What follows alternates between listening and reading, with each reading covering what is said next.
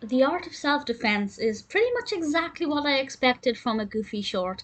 It's kind of like the same as the rest in the How To series. I don't know if it's technically part of the Goofy How To series because most of them are titled How To Da Da Da. But this one has a very similar structure. It was released in 1941, directed by Jack Kinney, and it's narrated by John McLeish. And on screen we have Goofy performing various different acts of self-defense. It takes us all the way back through history with cavemen hitting each other with clubs. There's a really interesting bit of animation with two Egyptians carved into pyramids poking each other in the face.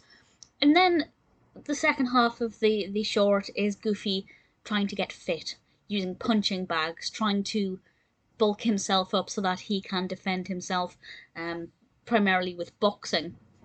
And needless to say, this is a Goofy short, so things go wrong for Goofy, and it becomes a bit of a disaster for him. For us as an audience, it's pretty good fun. I really like Goofy being the subject of these how-tos because he has some brilliant facial expressions.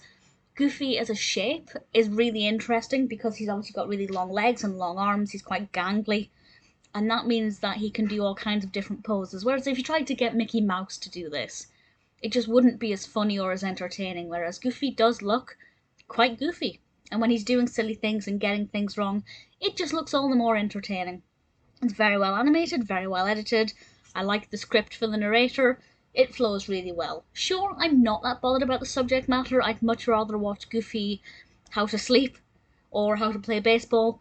I love the How to pandemic ones that they did more recently. But it's still interesting, it's still really good fun. If you're a fan of Goofy, you'll definitely love it. If you're a fan of Disney, you definitely need to see it. The Art of Self-Defense is a very nice little whistle-stop tour through how we used to defend ourselves in a fight, taking us up to what was present day, and maybe with the increase in guns and knives, not that much has changed. I think most people, when in a fight or defending themselves, they will raise their fists. Pretty interesting to see how things kind of developed, and then we settled on that. The Art of Self-Defense is very well animated, definitely worth checking out.